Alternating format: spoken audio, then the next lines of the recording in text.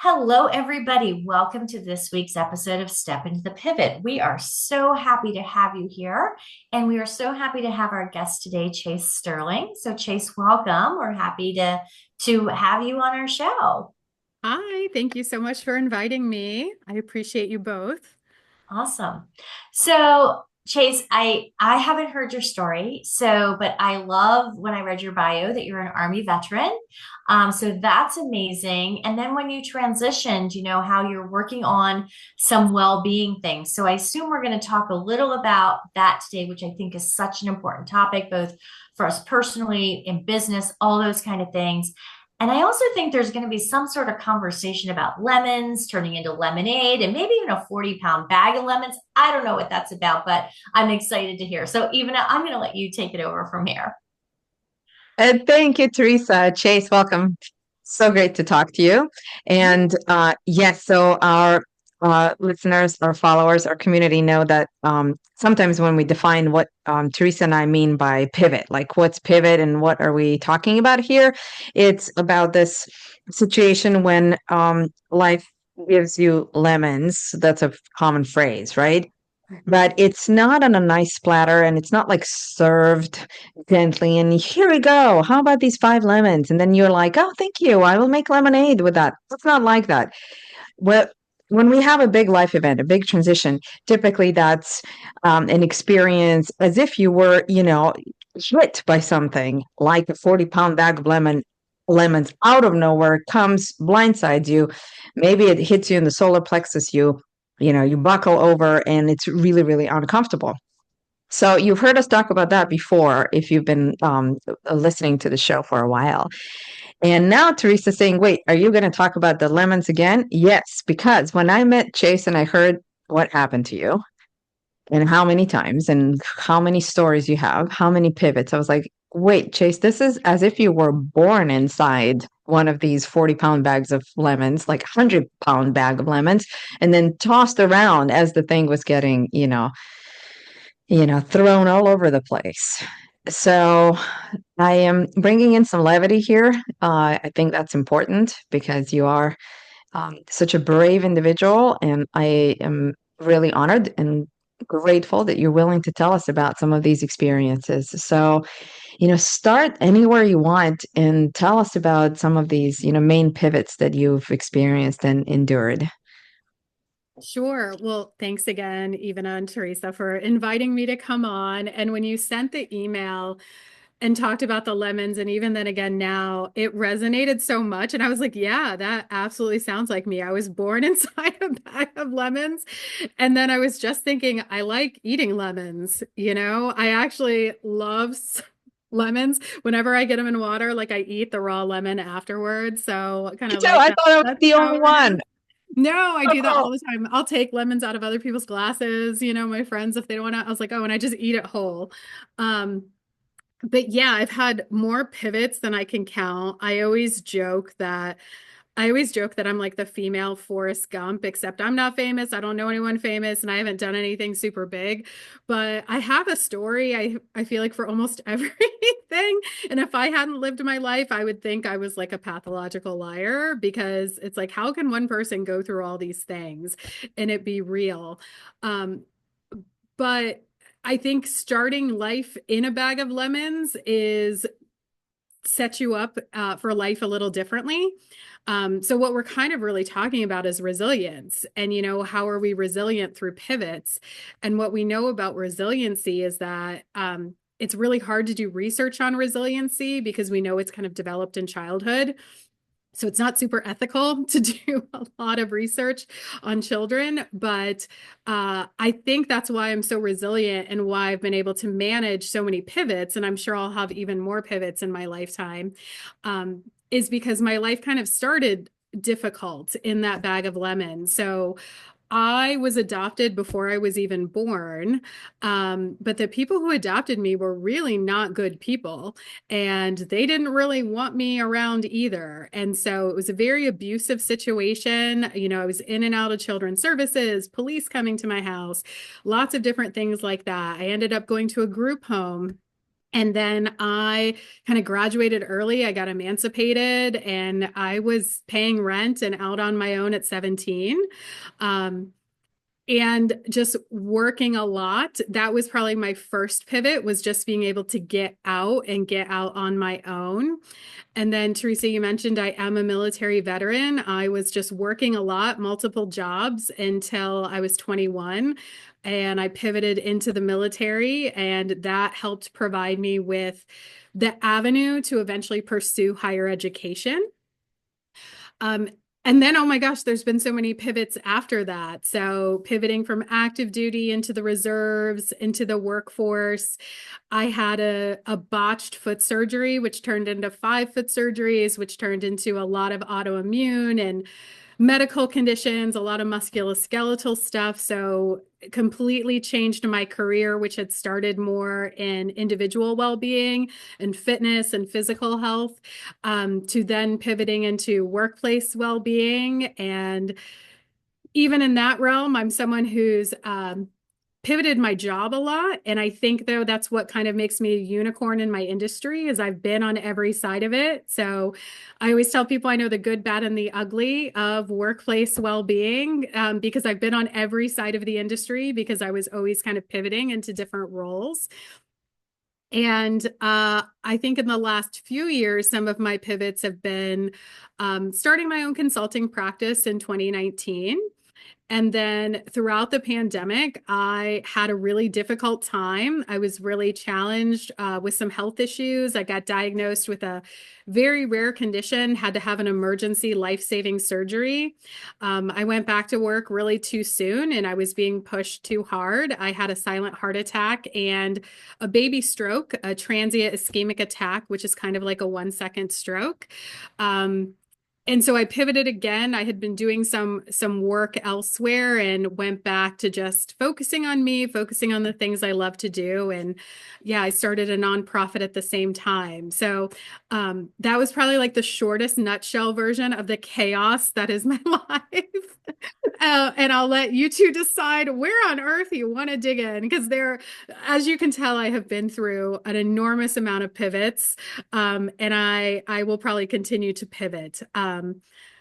I don't talk about pivoting as much. I like to talk about evolving. And when I was much younger, I was a blogger and I had a blog about evolving. And I always say, you know, if you're not evolving, you're dying. And I plan on peaking the day before I die.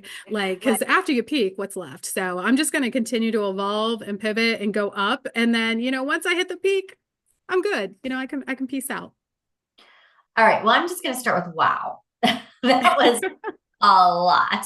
I know. Um, yeah, no, thanks for sharing all that, because that is quite a few different things that you've experienced. But what I really loved about it was that, all those things happened, right? All these different things, and your positivity, your energy, how and I agree with you. I always feel that even when something goes bad, you learn from that, or you grow from it, or you make lemons out of lemonade, right? If we're going to go back to that thing. But, I really love that about you, Chase. And I hadn't heard all those things before. So, that's why wow was my first reaction. But I really got that from it too, right? We have to take, even when something bad happens to us, we have to take the good from it, the learning opportunity, whatever that looks like.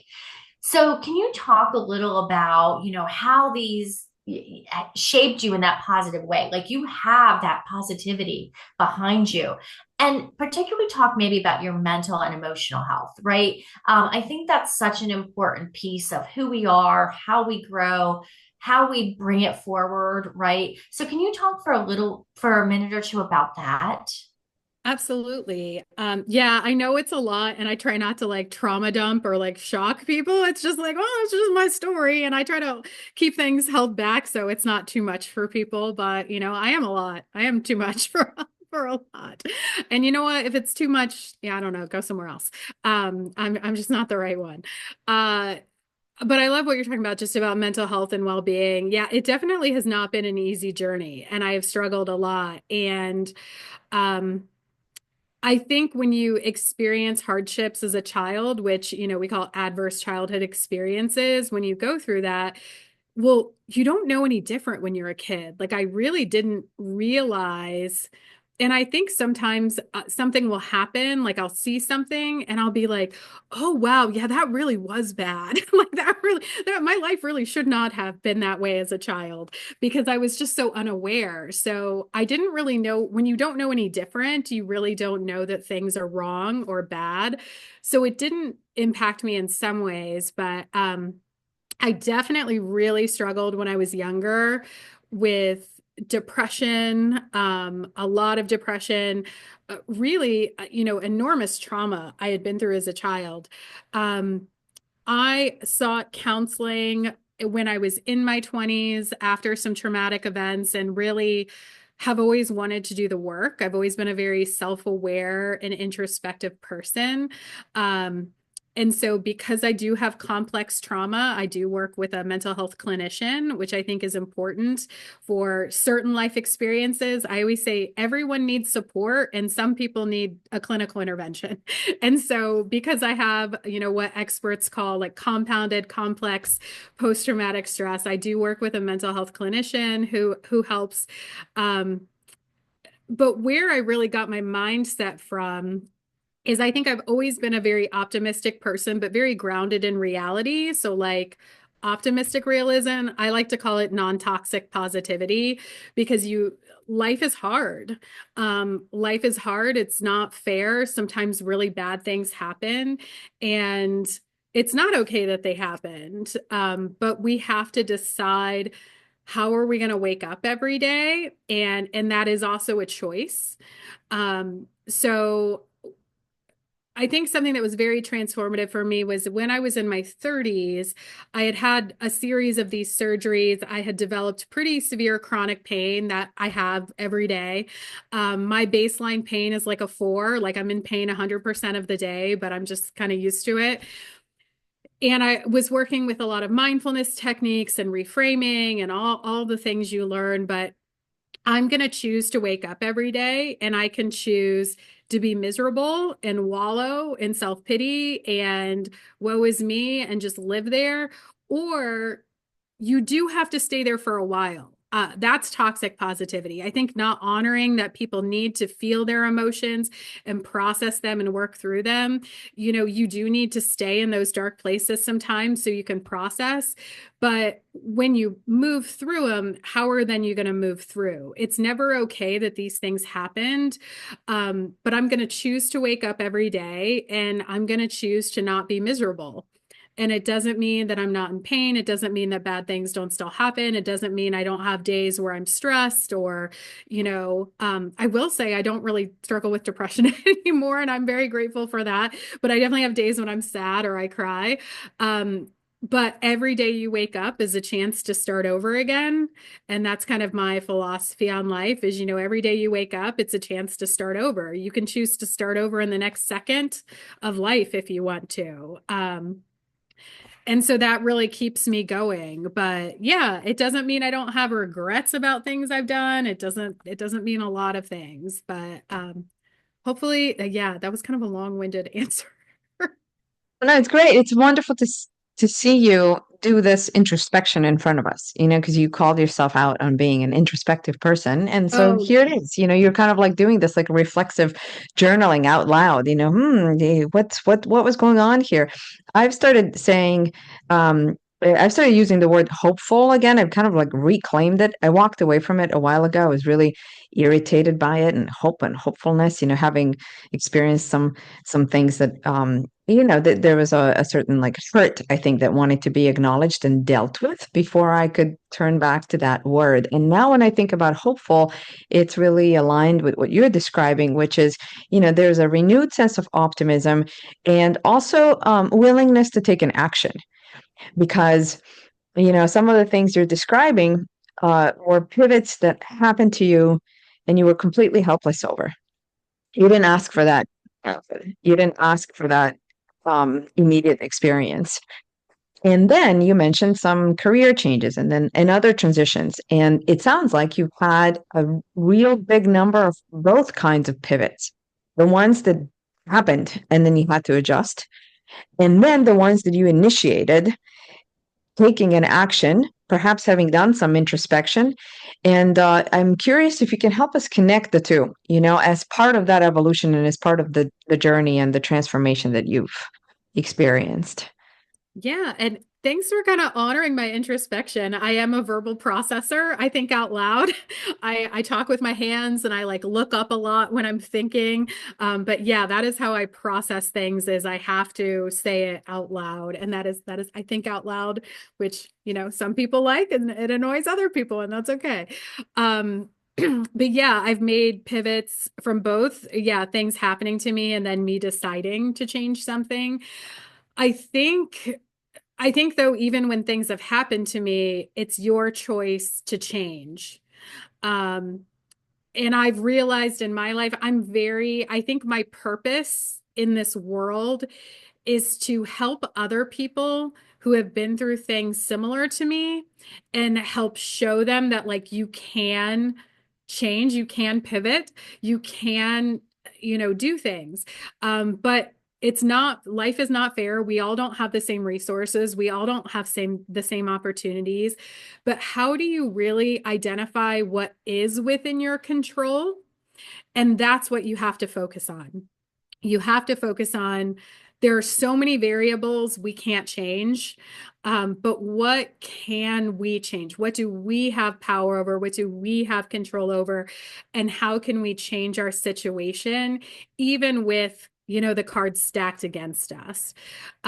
So while some things have happened to me, I think it has always been a deliberate change to what do I want next? Okay, I was here for a while, but now what am I going to do? So, and I am absolutely a person that takes action. I think we all need to vent sometimes. And since I'm a verbal processor, I need to be able to vent and process emotions and like talk about things.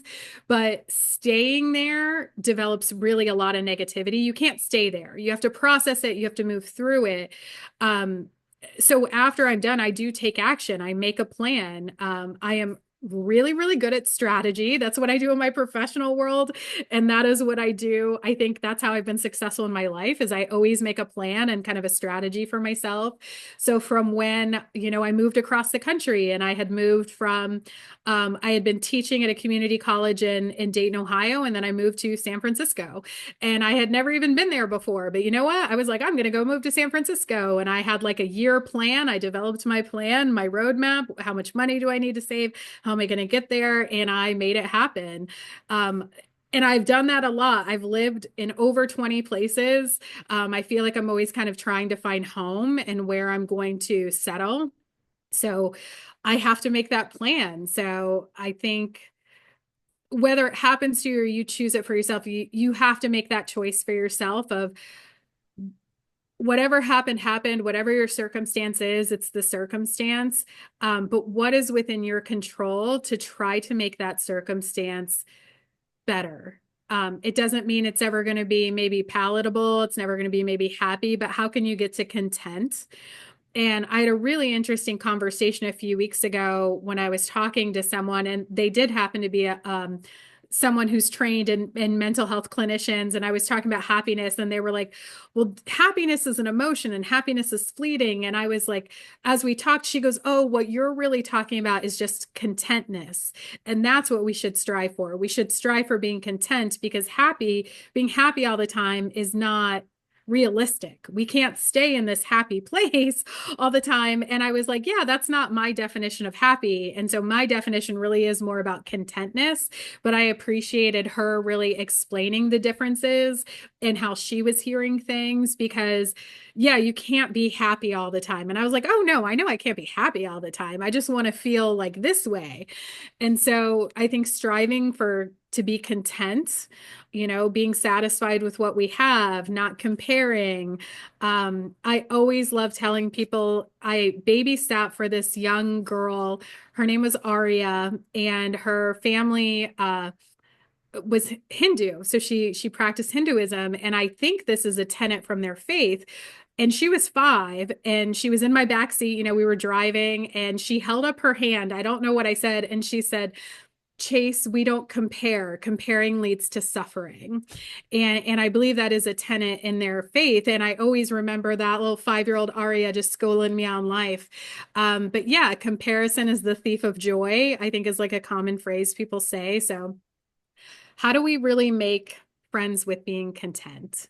And as you can tell, I am so much of a rule processor. I just say the same things over and over again because I'm processing it. So Well, no, I think that process, I think that a lot of us do that, whether we do it outwardly or inside or however we do that, right? You do have to process those things. And I love a lot of the things you say. Like, I agree with you, can't be happy, but you need to be content. I like that word a lot, honestly. So just so many great things you said there about that, about, life and things you have to think about and how that all ties together. So take a minute for me and talk about you have a new nonprofit called Wellbeing Think Tank.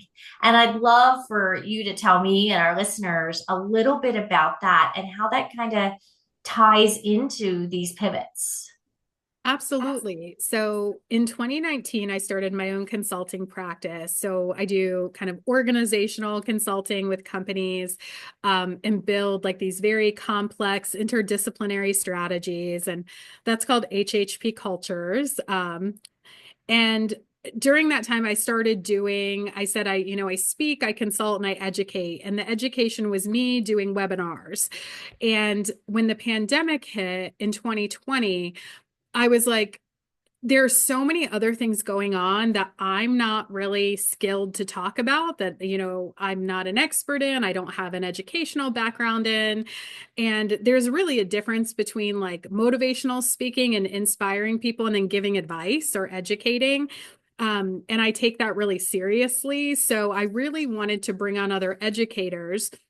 So I started tapping a bunch of friends on the shoulder and said, hey, do you want to help me transform this like event series? So that's when we kind of came up with the name and our mission, vision, values. And then I separated it. So I made it a separate entity as we grew, and then became a nonprofit. So it's completely separate from my business now. And it is a 501c3 nonprofit.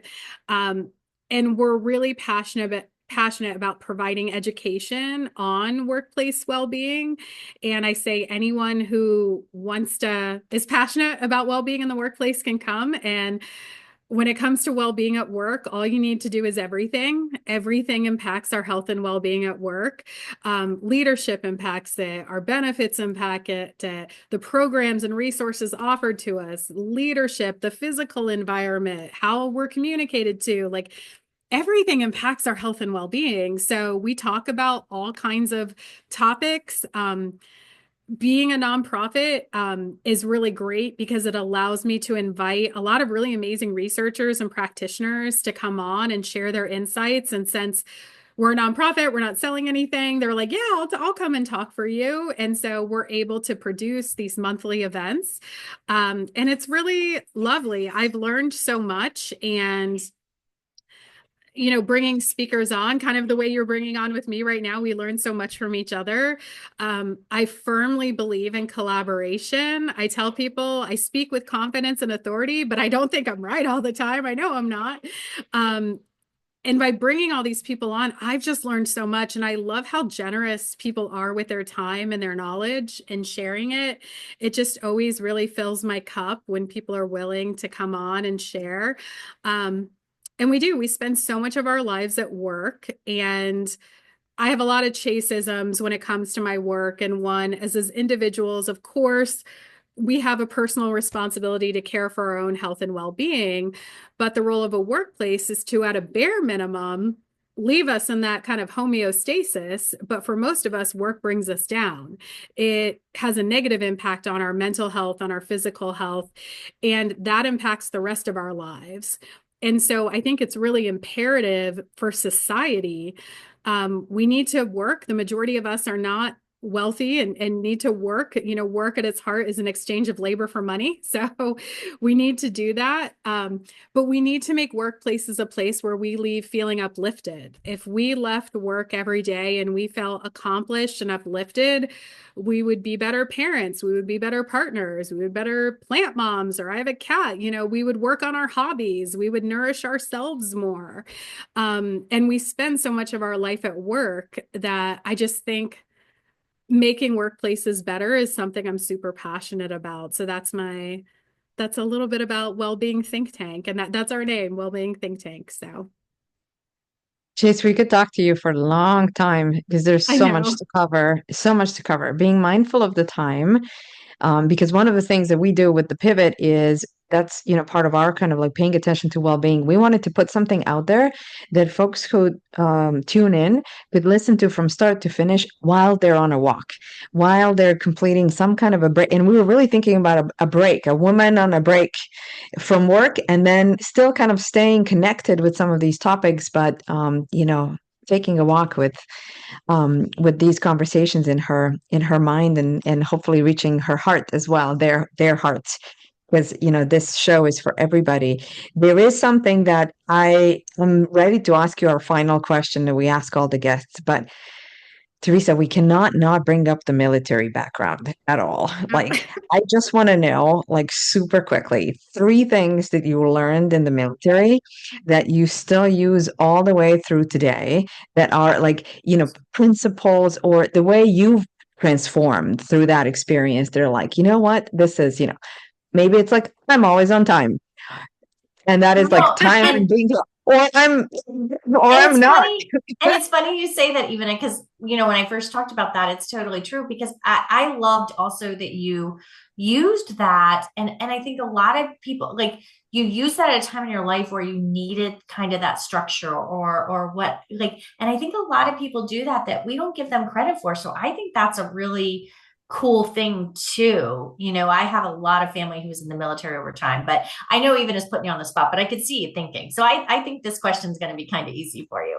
Yeah, I had to think of, I'm thinking about it, but things are coming up, and I think one is that definitely, very few people serve in the military when you look at the population, and a lot of people who serve in the military come from low socioeconomic backgrounds, come from marginalized communities, come from areas where there's not a lot of opportunity, and that is the only opportunity.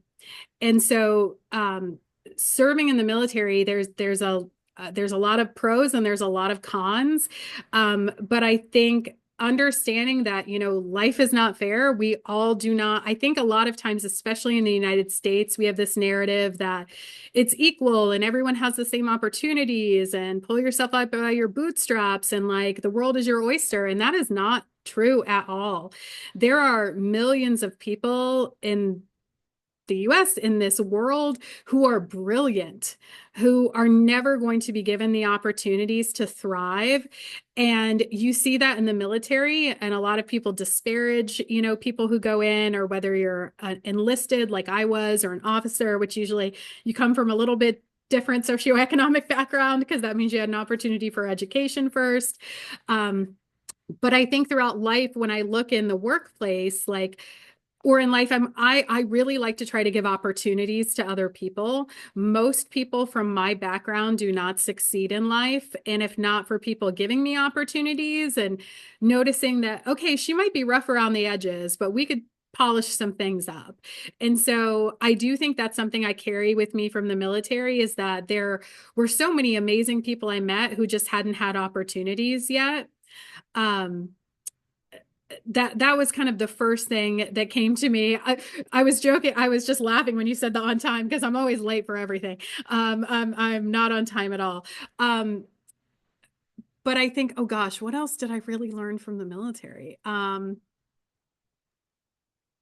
This really, one's so big. This one's so big. This is I such a big know. answer. I think it has so many, like, you have given like three or four different answers within this one. So if you then were to bring all this together, thinking about your original comments about the evolution, when you Mhm. said I talk about these concepts that you two talk about too, I always think of this as evolution.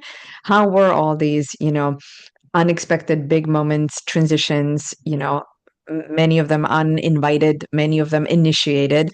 How were they all ultimately a process of evolution for you? How were these pivots a step forward? Yeah.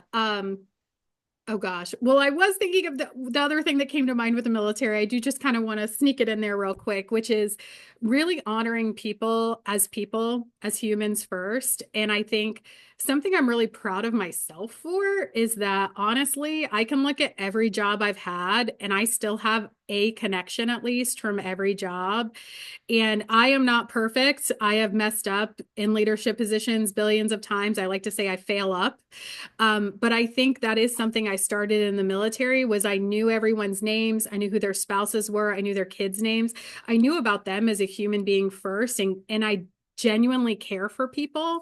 And I think that's what makes women really invaluable as leaders is that we have a lot of that genuine empathy and care. And when you genuinely care about someone and prioritize their human needs first, then they do really good work for you and you develop loyalty and all these things. So that is something, and that loyalty is a core value of the military. But then evolving through all these pivots, remind me, break it down a simple answer, what I should try to answer, like the biggest lesson or what should Yeah. I write down? How are all these pivots the biggest step forward for you? Just put it in that perspective. You've talked about, I think really a lot of things that happened to you, you've already really talked about how those moved you forward. And I think you've built on a lot of them. So is there's one thing that our listeners would really stand out to you? I think that, through whatever happens to you in life, you do have the power to move forward and to evolve. That moving forward isn't going to look the same. And this actually also kind of comes from the military and became a phrase during COVID. In the military, we talk about the new normal. A lot of people in the military experience physical or mental trauma. And so that phrase has been used by the military for I don't even know how many decades of this event happened, but how do we get to your new normal? And it was used a lot during COVID. So I feel like, but yeah, whenever something happens, how do we find your new normal? It's never going to go back to what it was before. You have been transformed by this experience. But you do have the power to keep moving and to move with it. And again, it doesn't mean it was okay. It doesn't mean it was a good thing. But how can you take it and then continue to move forward and honor it? And maybe you leave it behind, maybe a piece of it comes with you. It looks different for every person in every situation. But yeah, back in my 20s, that was the name of my blog. It was called Evolution of Chase. And yeah, I think I kind of already said it. If you're not evolving, you're dying. And I think we need to keep evolving as humans. So I think all these pivots help me evolve into the next iteration of myself. And I evolve every single day. So Chase, I love that. And I loved your new normal. I loved how you kind of brought that full circle. That really, yeah, that really made me think about it. So I really did love that, how you brought in the military, how that works. And because, right, things do change and it does become our new normal. And it's something we have to continually adjust and adapt and all those things too. So thank you so much. I'm sure, Ivana, do you want to say something before we sign off today? I'm sure you do. Chaseism. I can't wait to listen to the episode again and see how many chaseisms I can catch. Chaseisms. That's a great one for sure. Well, thank you so much for being here today, Chase. We really enjoyed this conversation with you. I think I picked up so many little tidbits. I hope our listeners did as well. Thank you so much. And to everybody out there, remember, if you have a pivot, step into it.